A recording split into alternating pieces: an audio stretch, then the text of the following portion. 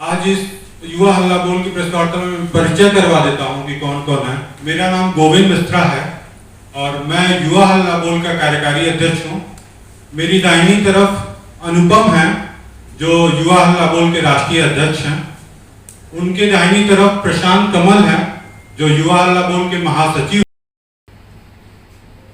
देश का जो सबसे गंभीर सवाल है, जिसको लेकर देश भर के युवा, विशेष तौर पे बेरोजगार युवा और उससे भी विशेष तौर पे जो सेना अभ्यर्थी हैं, वो उद्वेलित हैं, आंदोलित हैं। भारी असंतोष और आक्रोश के कारण इस सरकार से सवाल पूछ रहे हैं, सरकार की नीतियों का विरोध कर रहे हैं। अनुपम जी, एक मेरा सवाल है। लोकतंत्र है, सबका अपना बात रखने की आज़ादी है, युवा या कोई भी हो, लेकिन जिस तरह से अग्निपथ को लेकर पूरे देश में जो बवाल हुआ, आगजनी हुई, उसको आप कितना ठीक मानते हैं?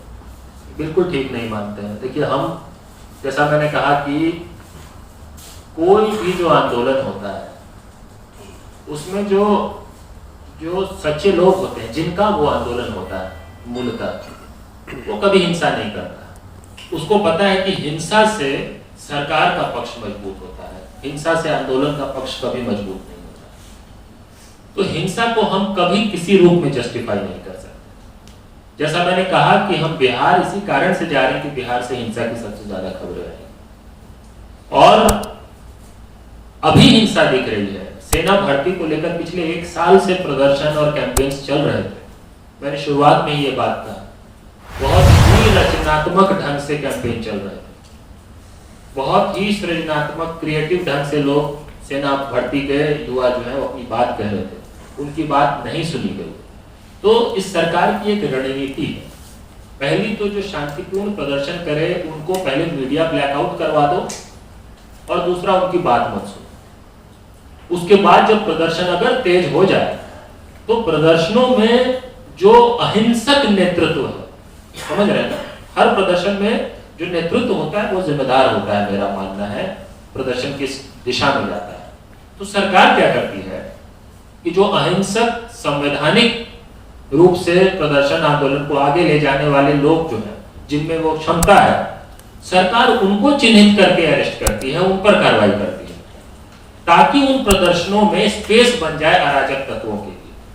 अब किसी प्रदर्शन में 1000 युवा है, वहां पे एक आदमी भी जो होगा जिसका मन करेगा कि बस का कांच फोड़ दे, तो वो एक अराजक व्यक्ति के कारण पूरे प्रदर्शन को मान लिया जाएगा कि फला जगह पे जो प्रदर्शन हुआ उसमें बस में तोड़फोड़ हुई। ऐसी रिपोर्ट होता है, सिर्फ एक होता है ऐसा, लेकिन वो एक भी तभी वो काम कर पाता है जब वहां के उस नेतृत्व को गायब कर दिया जाए जो प्रदर्शन आंदोलन को अहिंसक, लोकतांत्रिक और संवैधानिक ढंग से नेतृत्व कर सके। ये लगातार हो रहा है। मैं उदाहरण के साथ आपको बता रहा हूं।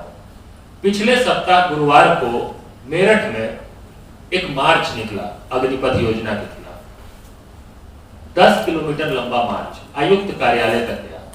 उसमें हजारों की संख्या में युवा थे जो अग्निपथ स्कीम का विरोध कर रहे थे। उस मार्च का नेतृत्व करने के लिए हमारे साथी गोविंद थे, प्रशांत थे और रजत थे, मेरठ में थे। उस दिन भी 1-2 ऐसे एलिमेंट्स थे जो उग्र हो रहे थे, जो कह रहे थे कि नहीं ऐसे नहीं होगा, वैसे होगा। लेकिन क्योंकि ये लोग वहां थे तो उस प्रदर्शन में कोई हिंसा नहीं हुई, किसी को कोई परेशानी नहीं हुई, किसी आम व्यक्ति को भी कोई दिक्कत नहीं हुई और आम लोगों का सपोर्ट मिला। लेकिन उसके बाद इन लोगों को डिटेन कर लिया गया। उसके 2 दिन बाद जब प्रदर्शन हुए तो हिंसा हो गई वहां पे। आप समझ रहे हैं बात? ये रणनीति है इस सरकार का तरीका। अग्निपथ योजना की रद्द करने की मांग आप लोग कर रहे हैं, युवा भी कई जगह है जो भी मांग कर रहे हैं, लेकिन देश में कई जगह ऐसे भी जहां से युवा जो है वीडियो बना के सोशल मीडिया पर डाल रहे हैं कि वो अग्निपथ के सपोर्ट में है। देखिए, ये तो हर प्रदर्शन में होता है। देखिए, अब तो पिछले 8 साल में समझ जाना चाहिए आपको और हमको कि हम किस तरह के दौर में जी रहे हैं और किस तरह का चरित्र है इस सरकार का। सरकार की कोई भी नीति जिसका कोई विरोध कर रहा हो, पहली बात ये होती है कि उसके बारे में कहा जाता है कि इसको किसी ने भड़का दिया है। ये इस बार भी हुआ, मतलब आम नागरिकों का अपमान। कोई भी जो आपसे सवाल पूछे उसका अपना दिमाग तो है ही नहीं, वो खुद नहीं सोच समझ सकता, उसको भड़काया ही जाता है, तभी सरकार से सवाल पूछा जाता है। दूसरी बात कि उन लोगों को, कुछ युवाओं को, कुछ कोचिंग इंस्टीट्यूट के संचालकों को डरा कर, धमका कर, तरह तरह के, और आज के दौर में डराने के लिए आपको कुछ गलत करने की जरूरत भी नहीं है। आप बिल्कुल ईमानदार रहेंगे तो भी आपको डराया जा सकता है, आपको निडर बनना पड़ेगा इस दौर में। तो डरा धमका कर कुछ करा लेना, उससे तो वाजिब नहीं हो जाता। आप 5 ऐसे वीडियो की बात कर रहे होंगे जो उन्होंने जारी करवा दिया, हमने आपको 5 खुदकुशी के मामले बता दिए जिसने अग्निपथ के कारण किया है, बता लीजिए। दिक्कत यह है कि उनका सूचना तंत्र इतना मजबूत है कि 5 लोगों से जो वीडियो बनवाते हैं वो भी गांव-गांव पहुंचा देते हैं, और हमारा यहाँ पे मीडिया ऐसी हो गई है इस देश की कि 5 लोगों की आत्महत्या की खबर उसके अपने जिले में भी पता नहीं होती लोगों को।